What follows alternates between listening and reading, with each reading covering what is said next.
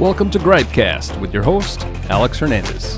This show is dedicated to consumer technology news and pop culture. GripeCast is owned by Techaeris.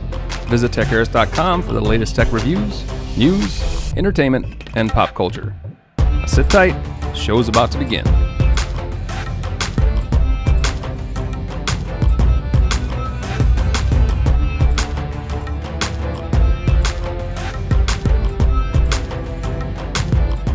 Hey guys, welcome. Happy Friday, and thanks for listening to the least listened podcast on the internet.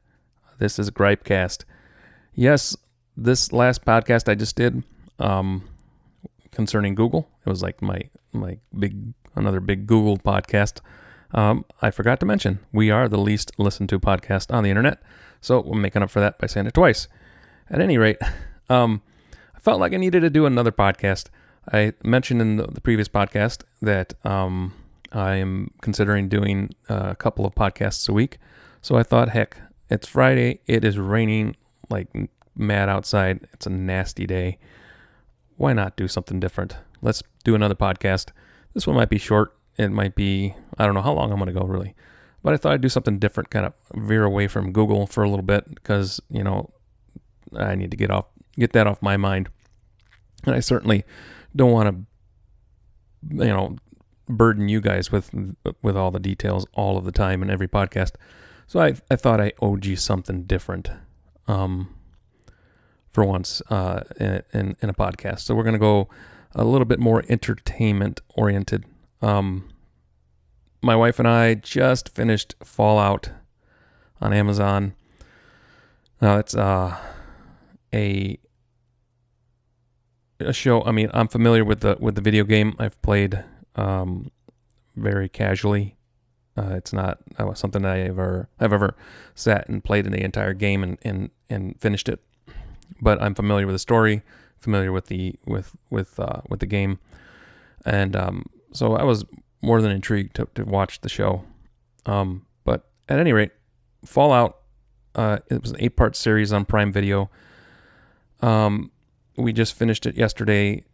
Mostly I finished it. My wife watched some of it, but her being not familiar at all with the game, not familiar at all with the characters, not familiar at all with the world, she was pretty confused at the beginning, first 2 or 3 episodes. So it was, I would say that this series was for fans of the game who are familiar with the overall world that they're in, will understand it completely, and they're going to love it.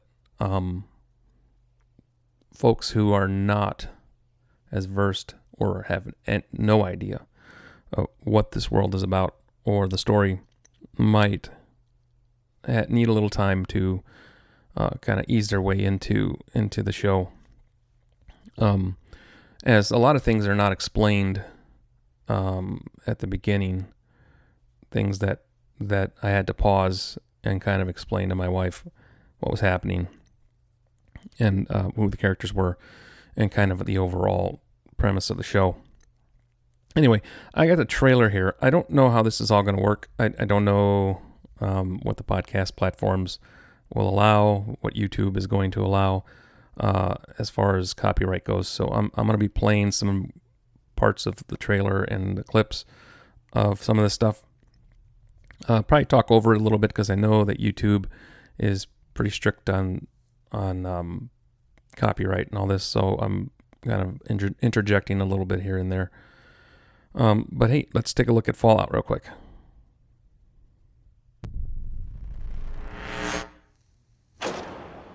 Hello there.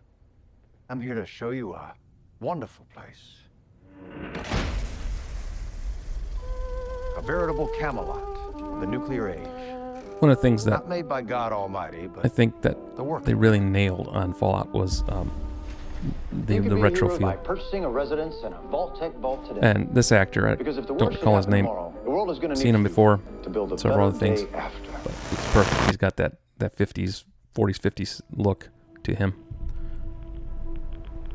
Cinematography, color grading on this was fantastic. The sets and The mission of the vaults should be important to everyone. Special effects. To come up thought to were the surface fantastic. one day and restart civilization. Can you tell me what's happened in the last 200 years? And this actress, her, I don't know the cast. I am. She did a fantastic job. I thought all you dipshits were dead. What you're doing is insane. She did a great job pulling off that It isn't like the vault kind of out there. It's big. all-American, American Pie type of innocence that was part of the culture of her vault. I've had a rough week. Practically every person I've met up here has tried to kill me. I'm simply And going to harvest this guy, your organs. oh man,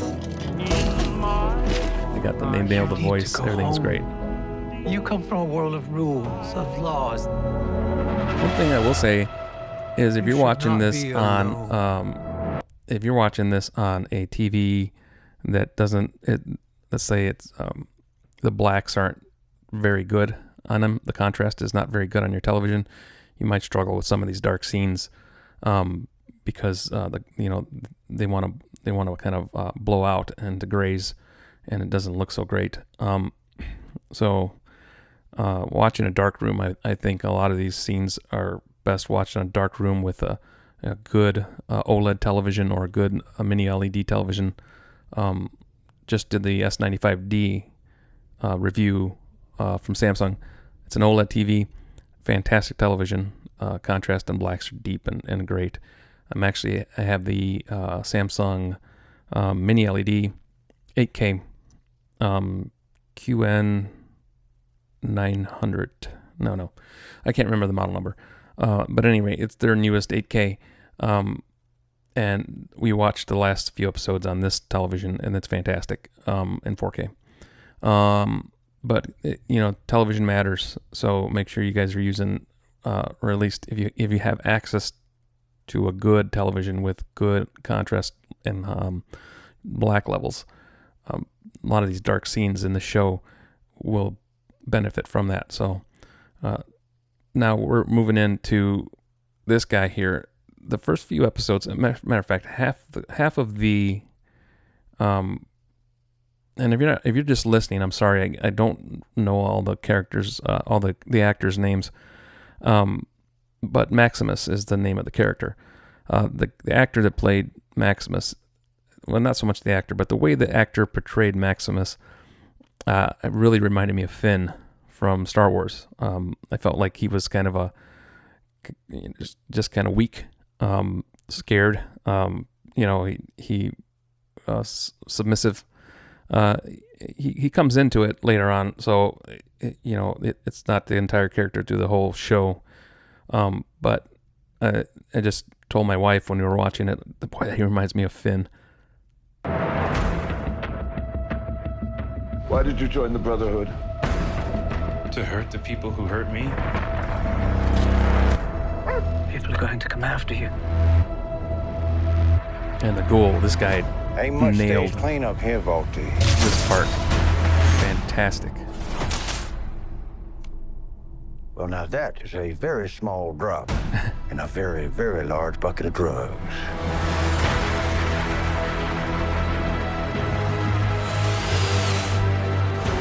Look out at this And wasteland. Kyle McLaughlin. Last time I saw him, I think he was in Twin Chaos. Peaks. That's how old There's I am. always somebody behind the But wheel. he did a really great job in this series as well. The cast, I don't think I have a complaint at all from any of the actors on the show. They all did a fantastic job. What is happening here? And this guy, oh man, the little brother, wants to save the world. he's the kid from Nacho Libre, where he says, "Can't we just have a salad?" Man, I was struggling. I was telling my wife, I know that kid. And she's like, "Oh, I think that's the kid from Nacho Libre." I said, "That's right. He's the one that said, 'Can't we just have a salad?'" So there you are. That is Fallout. I thought it was a good, good series. It was enjoyable. I enjoyed it. Struggled a little bit in the first couple episodes. Think that some users are gonna struggle with that storyline and understanding it, but I don't think it's impossible for people to get it. So highly recommended. Definitely better than Rings of Power, which was garbage. So yeah, boom, there goes. Watch Fallout. Binge watch it this weekend. Really, really worth it.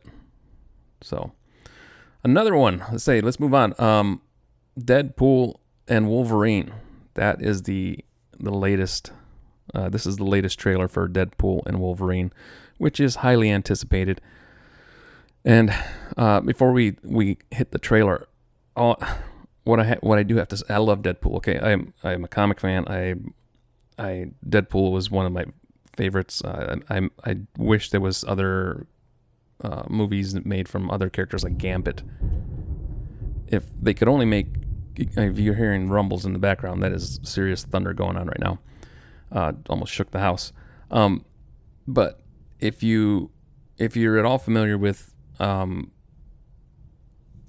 the world of comics, Gambit was one of my favorites of the X-Men.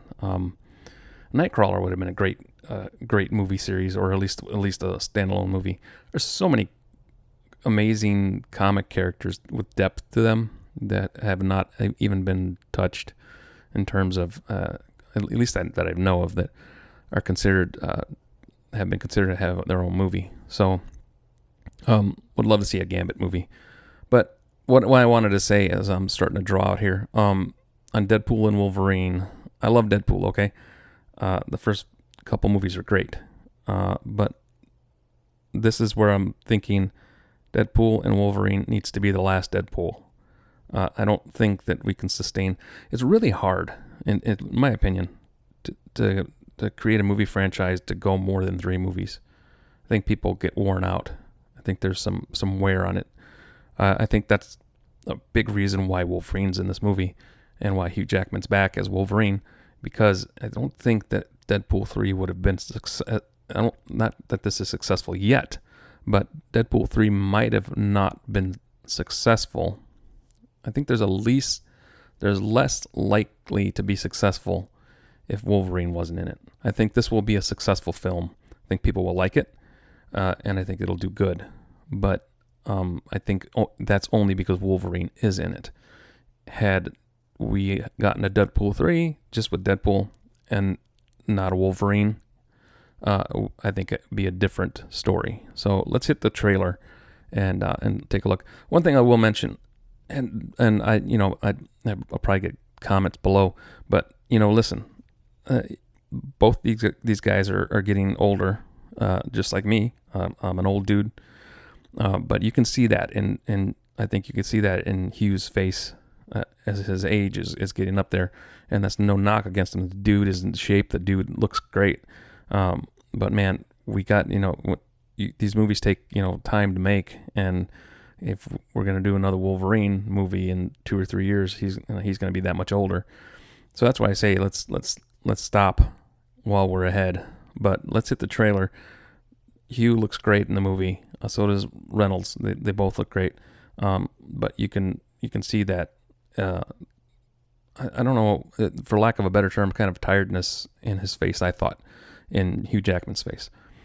And it could be just because that's the way he's portraying the character Logan for this film.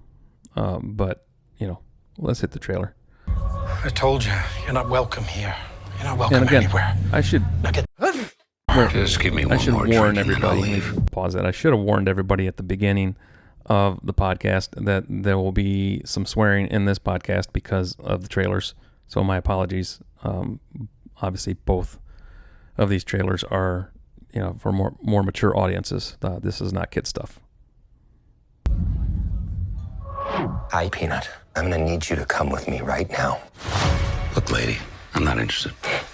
All right, well, I'm sort of on the tick, so upsy daisy. Here we go. Deadpool's wit, and Reynolds does.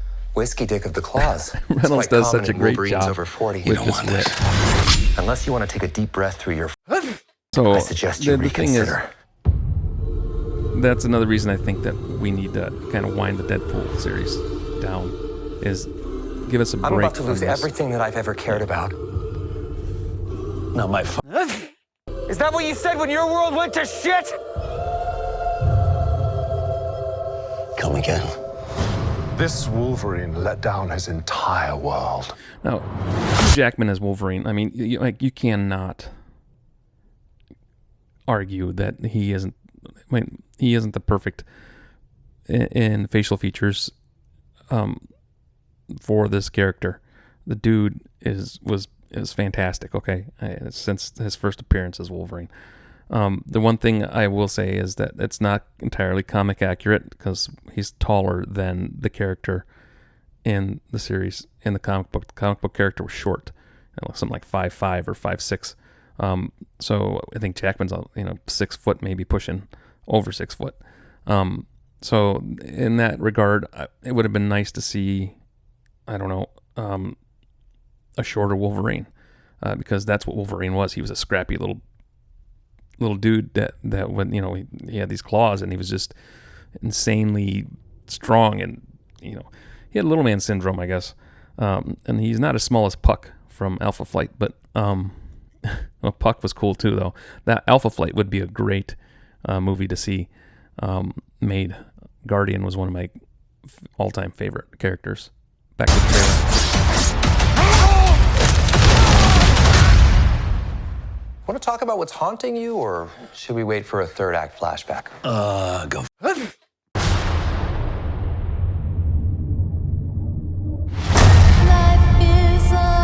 One thing that was pointed out in this trailer I don't know is anything about saving worlds. over here, But you as do. they're walking past this slow mo, you see over here on the top Trust left, me, kid, I'm no hero. Liefeld's just feet. You were an X-Man. And that is an inside joke concerning You were Rob the Liefeld's X-Man. inability to draw feet. I am And soaking wet right if you're now. all familiar with Rob Liefeld, he's the creator of Deadpool.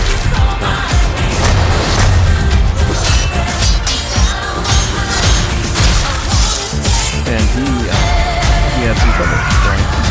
Boys are so silly. This is what I'm talking about.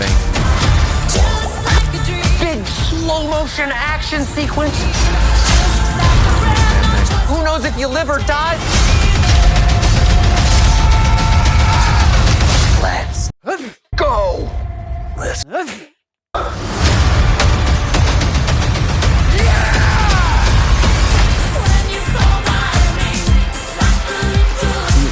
It's Want to do some cocaine? Hey, cocaine is the one thing that Feige said is off limits. What about Bolivian marching They powder? know all the slang That terms. looks They good. have a list. Even snowboarding? Even disco dust. White girl interrupted? Even Forrest Bump. Do you want to build a snowman? these guys they play off each other so well.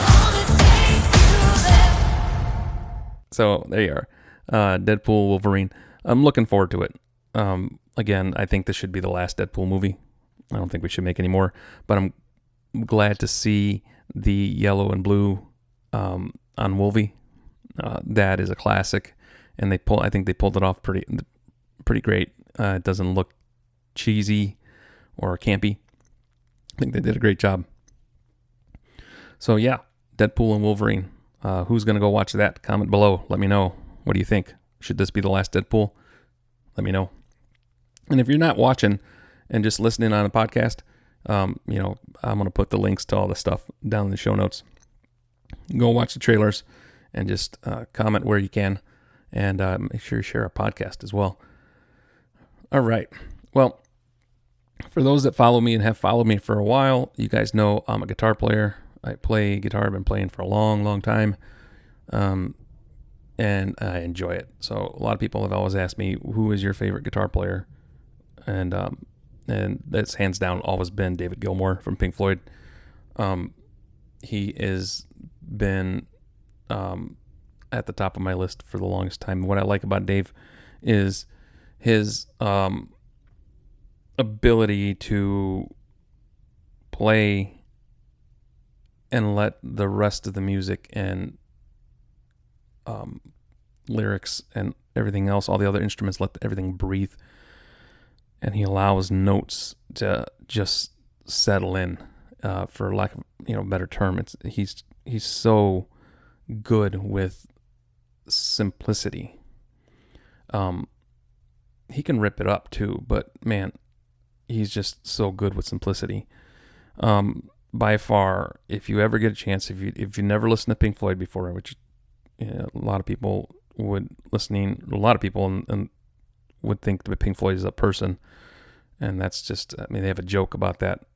I think it's on Have a Cigar, where he says, by the way, which one's pink? Because they would get that all the time. They think the leader of the band was somebody named Pink Floyd, and it's not.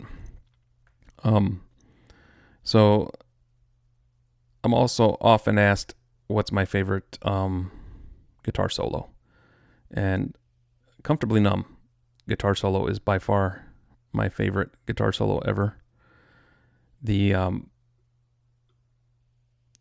The best version to me was on the Pulse live album, and I'm gonna cue it up here, and hopefully we don't get a strike. But oh man, I'm just gonna play a couple seconds of it. I don't even know if that I should do that or not. I know that the copyright guys are pretty harsh on it.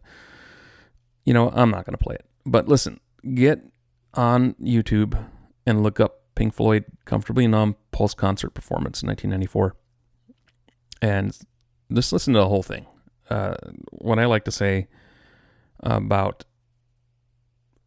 Gilmour's guitar playing is he is a great example of a lesson in dynamics and music. The way he plays is so dynamic. That's the word I should use, dynamic. He's a dynamic player that uses simplicity, movement, and breath in his playing, and that's why I enjoy his playing a lot. So yeah, that David Gilmour, by hands down my favorite, number one. He's always been my number one. My top 10 guitar players probably rotate, but number one has always been Dave, and that's not changing. The guy is just amazing. Some of my other favorite guitar players: Steve Vai, Joe Satriani, Prince. I don't listen to Prince's music, never have, but there's some things I've seen him play on, particularly on the one version of While My Guitar Gently Weeps, where he plays with Tom Petty and Jeff Lynne and George Harrison's son, and a few others that were there. Ringo Starr was there, but that solo he did for While My Guitar Gently Weeps was fantastic.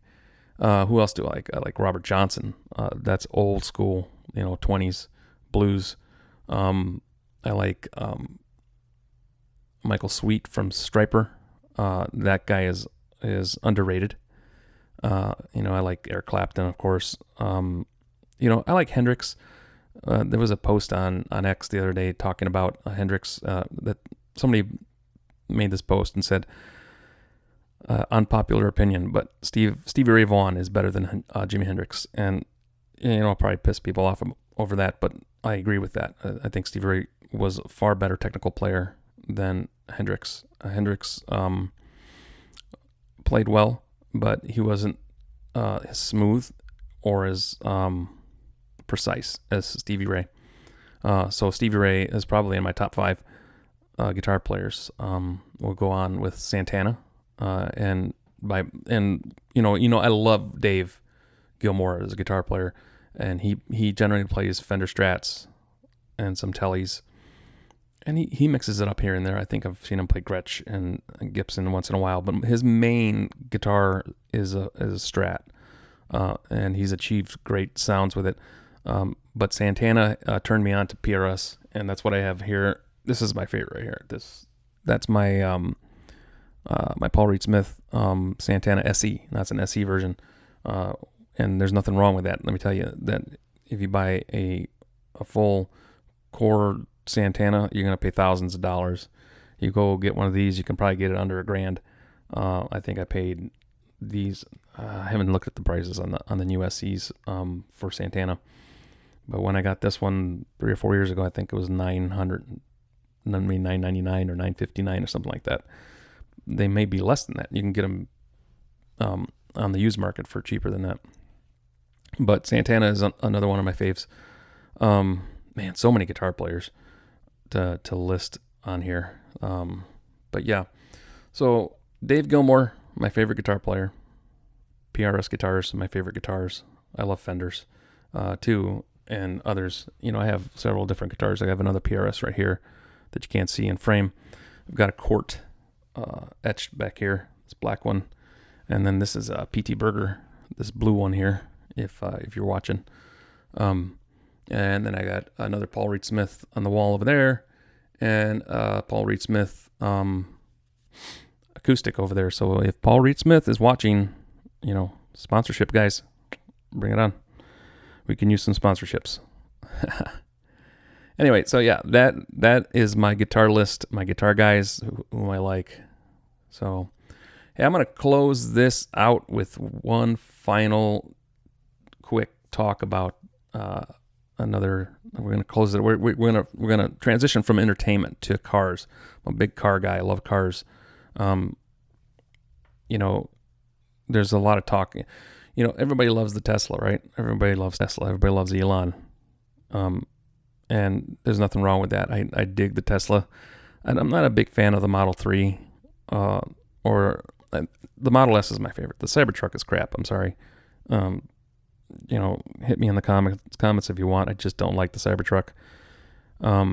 I've had trucks. I've had a truck, and I miss my Ford F-150, but the Cybertruck is not. It's not a truck for truck people. I'm sorry. You might find a few here and there and say, oh yeah, I like the truck. I like the Cybertruck. But true hardcore truck people that are using trucks for what trucks are used for, the Cybertruck isn't going to do it. You know, you see Kanye West and his ex-wife, and you see all these celebrities on X. You know, there's an account on X that does a lot of posting about Tesla, and they post these pictures of celebrities driving the Cybertruck. Well, that's what it is. It's a celebrity truck. It's not a working man's truck. It's not a truck. Anyway, I'm ranting on the Cybertruck. What I did find was that I liked is the Lucid Air Sapphire. I'm not an electric car guy. I mean, I like them. I don't think that they're viable. I don't think that they're the answer to anything right now at this point in time. But that doesn't mean I don't like them. And I like them not because of any environmental reason. I like them because they're cool, they're fast, and the instant torque. So, but I find that the Teslas not to my taste when it comes to styling. So Lucid Air just released their new Sapphire, which is a 3-motor electric car, which has been testing faster than the Plaid. So not that matters. Let me tell you.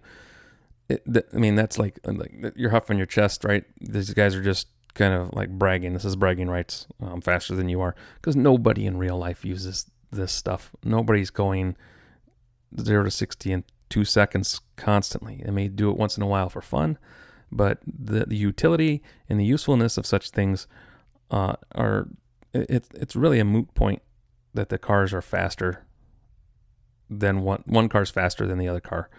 I'm going to play this quick 59-second Lucid Motors ad for the new Lucid Air Sapphire. So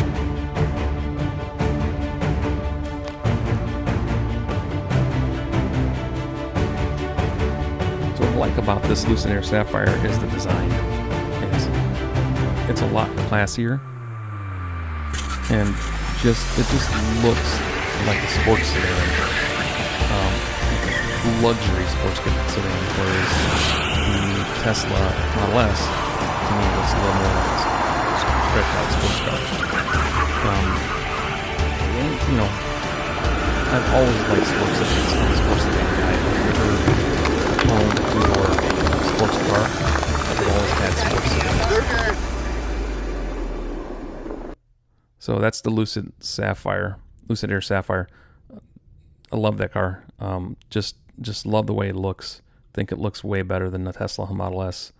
and I didn't even see what the speed was there. It's not even what the point was.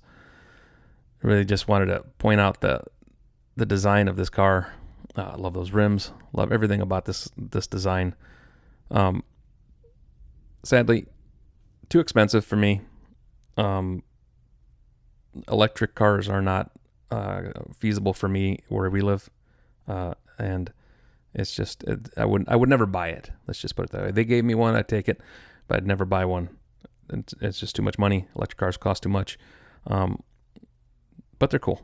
So anyway, I'm gonna wrap it up, guys. We're 30 minutes in, and I just thought I wanted to give you a little bit different podcast and maybe experiment a little bit with this dual podcast 2 times a week.